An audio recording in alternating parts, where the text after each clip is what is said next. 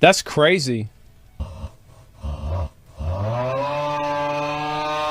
about that? That's not, wow, what the fuck? So, Asmongold made a reaction video to Rev Says Desu's video on me. The larger the content creator is, the less effort I expect them to put in it, and so it shall always be. But honestly, I don't blame them when they are too big to fail. Too big to fail, yet they don't even put as much meaningful commentary in as smaller creators. I mean, we are dealing with a dude who has millions of dollars, yet he can't afford time to double check whether or not Rev is telling the truth. Millions of dollars, yet for him, the effort is still behind the paywall. Millions of dollars, because he's preventing the roaches in his room from unionizing. Rev lied about me, and Asmongold made a reaction going off Rev's lies. And so, my niggas, here I am. Let's do it.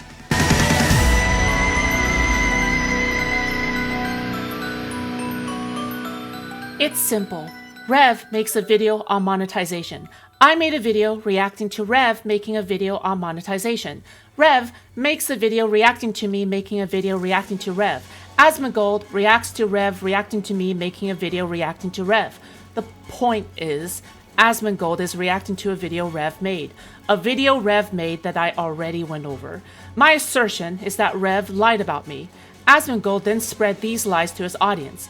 Instead, I want this video to focus on Asmongold's commentary, rather than Rev's original video, except for some parts, but yeah. Claiming they are historically accurate and they respect Japanese culture. Yes, people have a problem with Yasuke as a character in this game, not because he's black, but because of the way that Ubisoft has implemented this character. And you can see a totally bad faith argument that anyone who watches our videos... Everybody knows that too. Like, that's exactly what it is. One point I want to expand on further in this video is the whole Japanese dissatisfaction angle. I don't want to be the stat person, but I'm going to have to ask for evidence. Give me the population breakdown. What percentage of Japanese people who are exposed to Assassin's Creed Shadows are angry over Yasuke? Wait. How many people in Japan even care about the issue at all? You don't even know if it's a loud minority when you are Google translating some Japanese tweets. Everybody is aware of the whole loudest minority trope, so why isn't it applied here? In fact, now that I think about it, how many Japanese people even care about Assassin's Creed? I'll just bring up my own quote. Evidence then. If you go to an incognito tab and Google search Japanese people mad at Assassin's Creed and go to the videos tab, it's literally all white people saying that Japanese people are mad at Assassin's Creed. It's like playing an adult's version of Where's Waldo, except you try and find somebody who isn't white. You think this piece of evidence is shoddy? Have you seen your own arguments about the like-dislike ratio? You know what's actually racist? Thinking Japanese people would even play Assassin's Creed. They are trying to clear Savage Rays in Final Fantasy XIV. Apparently, he also sucks, and it's titled Rev Says Desu. Man. Unironically, bad faith. Yeah, Rev is a man. Thanks for clarifying. Yeah, so this is what I find to be, this is what's so stupid about this, is that, yeah, obviously they're gonna do something that's beneficial for their channel, just like you're doing. It's so weird for this. Why do you think anybody is bringing up the fact that somebody is going to be making videos with a slant for views? Rub your two brain cells together and think. Of course I'm conveying that Rev is so driven to farm the anti-woke crowd to the point of lying and misrepresenting me, and also lying and misrepresenting how YouTube monetization works. This is ultimately another flaw about Asmongold's commentary. The cockroaches in his room probably could do more fact-checking than him. They claim on the one hand... If they knew how YouTube worked, they would have more than 3,000 subscribers. And then they also disputed my claim that in January, there's definitely a downfall, a ramping down of ad revenue typically on YouTube. Everybody because after the knows holidays, that. Advertisers aren't as gung-ho Yeah, everybody with knows YouTube that shit. and their campaigns there because people Fucking just duh. are broke. Asmongold doesn't even realize Rev is completely framing his original take differently. In his original take, he said that YouTube demonetized videos because advertisers begin to pull out in January. YouTube is not surviving the allegations where basically once the second Christmas is over, they go full Gestapo, right? they start going around and demonetizing anything they can because advertisers pull out. Now, the take is that advertisers simply begin to pull out. And then they also disputed my claim that in January, there's definitely a downfall, a ramping down of ad revenue typically on YouTube Everybody because after the knows holidays. So the cash is lower. So, yeah, I mean... Interesting. I think that the era of calling somebody right-wing as like a pejorative is ending, and it's kind of going away. And I think that people are starting to see like how ridiculous it is that that's even an accusation in the first place. It's just like the fact that you're using that as a negative to begin with, it's ridiculous. What a hypocritical point. Right-wingers love using leftists on Twitter, communists, and left-winger as insults all the time. And they are very against the idea of this generational guilt that because their grandfather or their grandfather's grandfather did something bad, that they now have to live in accordance to that. I think that's the way a lot of people feel. And that's the way I feel, at least, right? Like, I don't care about anything bad that the country did in the past. I'm not going to do anything to, like, help them if it's not for my country. Rev leaves out the nuance that I put in for the sins of the father. Unfortunately, Asmongold, like always, does not double check. I'm not saying that all white people in the United States should kneel before their black brethren and start kissing their feet for slavery. But rather, there is a good gray zone where if something is obviously the government's fault, then it should be atoned for. It's basically having your cake and eating it too. We all universally agree it's a good thing that Germans learn about the Holocaust, but we all also kind of agree that Germans shame themselves a bit too much for stuff they aren't responsible for, especially if modern-day Germans are born after World War II. We are part of a state apparatus that interacts with other states, not just individuals dealing with individual issues. Being born into the privilege are a part of our glorious, patriotic country, our magnificent throne of the West, our seat of high power.